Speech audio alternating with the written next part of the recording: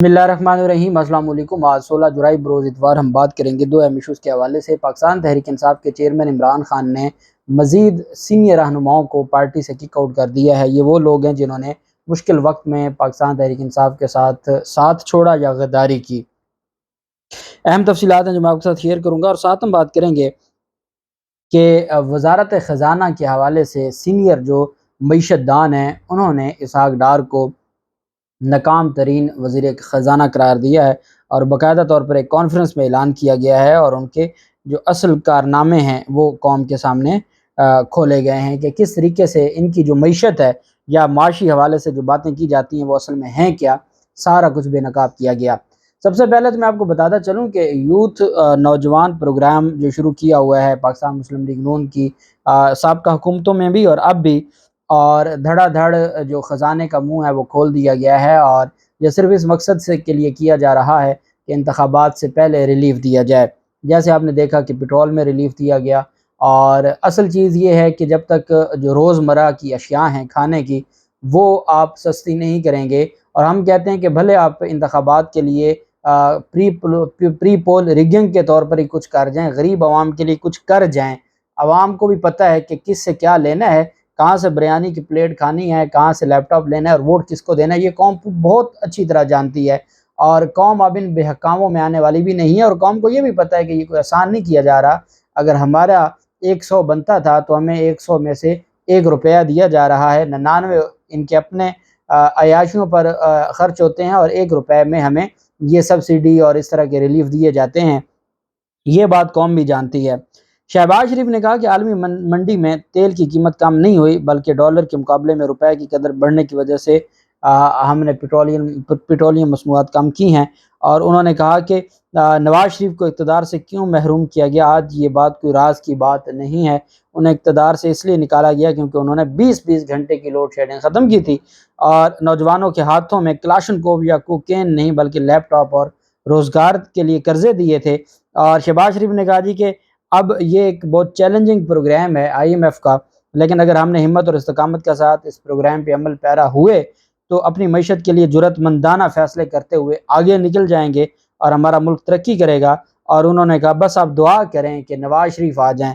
अगर नवाज शरीफ को दोबारा मौका मिला, अब ये जो 1.5 साल है ये नवाज शरीफ को मौका नहीं मिला, पहले 3 बार नवाज शरीफ को मौका नहीं मिला, अब की बार अगर नवाज शरीफ को मौका मिला तो हम पाकिस्तान का नक्शा बदल देंगे। ये शहबाज शरीफ कह रहे हैं कि अगर कौम पाकिस्तान ने दोबारा नवाज शरीफ को मौका दिया, एक दफ़ा पहले शहबाज शरीफ कहा करते थे कि अगर हमें मौका मिला तो हम सड़कों पे आसिफ जरदारी को घसीटेंगे, और वही कह रहे हैं कि अगर ये लोड शेडिंग ख़त्म ना हुई तो मेरा गिरबान पकड़ लेना।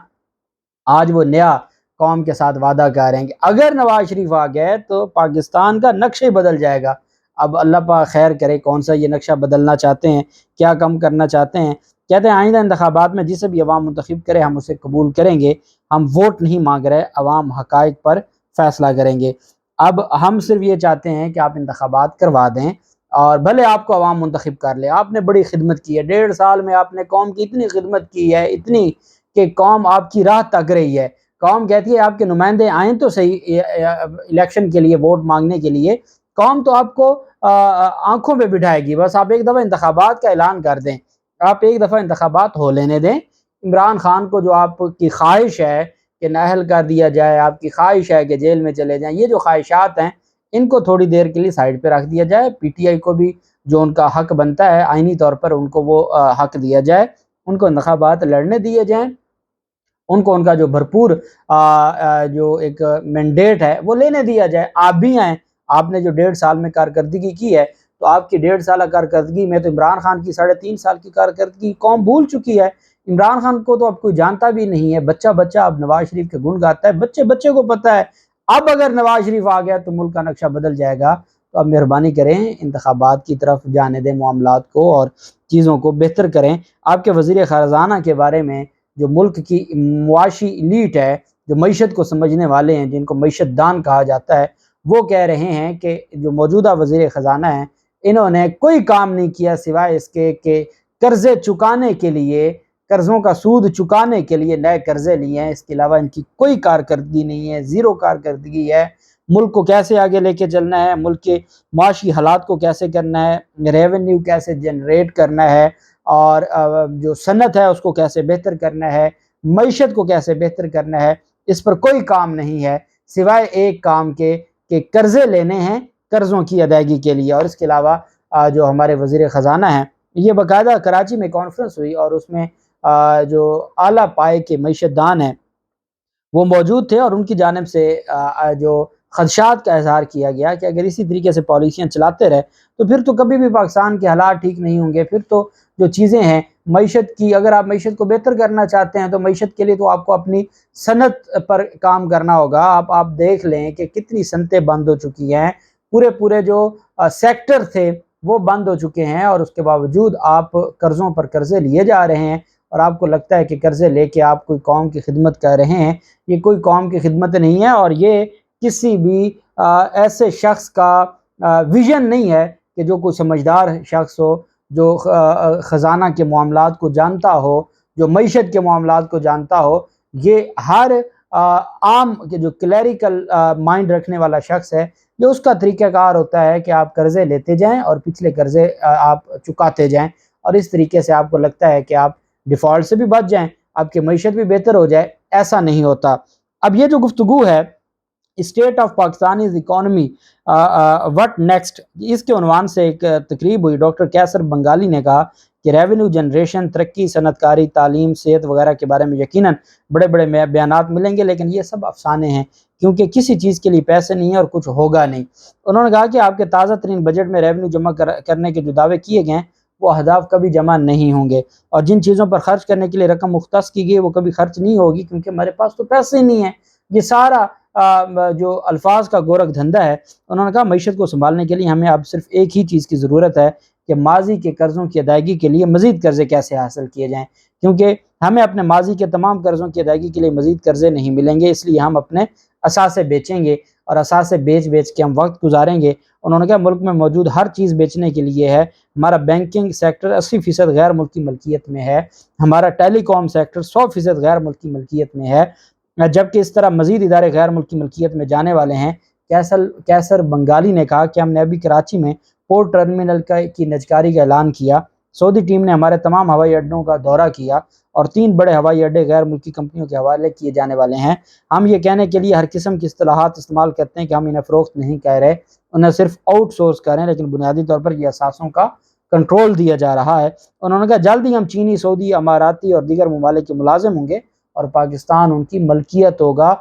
میں سمجھتا ہوں کہ یہ ایسے جھنجھوڑ دینے والے ان کی جانب سے اعداد و شمار کی دیے گئے۔ انہوں نے کہا ہم اپنی معاشی خود مختاری کھو دی، یہ آج نہیں ہوا، 1993 سے لے کر 16 برسوں کے دوران اسٹیٹ بینک کے 3 گورنر پاکستان کے باہر سے آئے، وہ عالمی اداروں کے ملازم تھے، انہوں نے پاکستان میں 10 سال سے زیادہ خدمات انجام نہیں دی، لیکن اب جب کہ ہم اپنی معاشی خود مختاری کو مزید رسمی انداز میں دفن کر رہے ہیں، معیشت کی کھڑکی بند کر رہے ہیں، معاشی بدحالی کو مزید بیان کرتے ہوئے فیڈرل بورڈ آف ریونیو کے سابق چیئرمین سید شبر زیدی نے کہا پاکستانیوں کو یہ احساس تک نہیں کہ انہوں نے خود کو برباد کر دیا ہے۔ ہمارے پاس شیڈول کے مطابق 130 ارب امریکی ڈالر کے اپنے غیر ملکی قرضوں کی ادائیگی کے لیے بھی رقم نہیں ہے۔ قرضوں کی ادائیگی کے لیے رقم نہیں، ہمارے بینکوں کے تقریباً 85% قرضے وفاقی حکومت کے قرضوں میں استعمال ہوتے ہیں، مہنگائی بڑھ رہی ہے، بجلی پر 1000 ارب روپے سے زیادہ کی سبسڈی ہے، ریاستی اداروں کا خسارہ 1000 ارب سے زائد ہے، 5 کروڑ سے زیادہ بچے تعلیم حاصل نہیں کر رہے، اور سب سے زیادہ بڑھ کے کہ ہم دنیا میں سب سے زیادہ آبادی میں اضافہ کر رہے ہیں۔ انہوں نے کہا اس میں معاشی مسائل کے حل میں ملک کے محلِ وقوع کے فائدہ پر ایک اسٹریٹجک یو ٹرن لینا، اور چین کو ہمارے سپلائر اور امریکہ کو ہمارے خریدار کے طور پر دیکھنا شامل ہے۔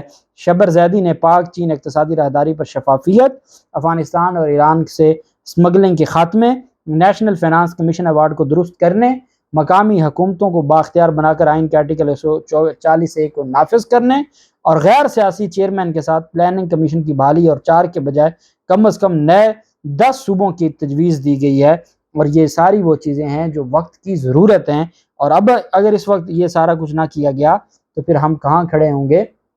آپ کو پتہ ہے اقوام عالم میں ہمارا جو مقام ہے وہ پوری دنیا جانتی ہے کہ ہم کہاں کھڑے ہیں۔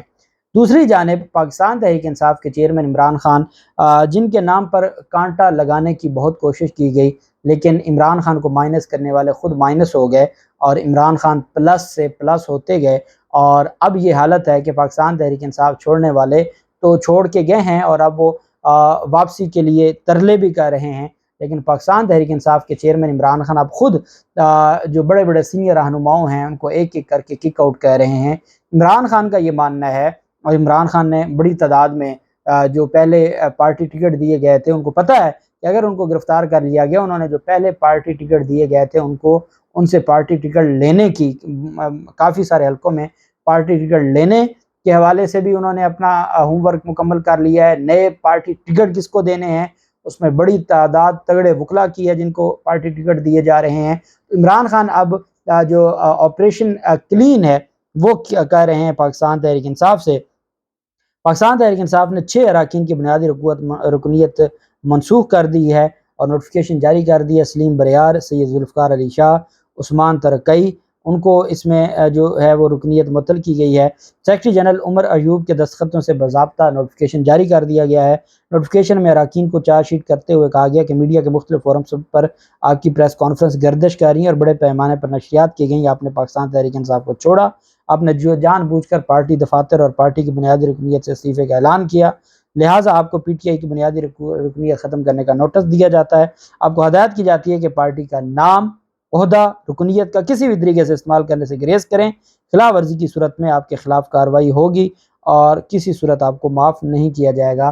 6 رہنماؤں کی بنیادی رکنیت منسوخ کر دی ہے عمران خان نے، جو مشکل وقت میں عمران خان کے ساتھ کھڑے نہ رہ سکے۔ اللہ پاک پاکستان کامیاب ناصر ہو۔ بہت شکریہ۔ اللہ حافظ۔ پاکستان زندہ باد۔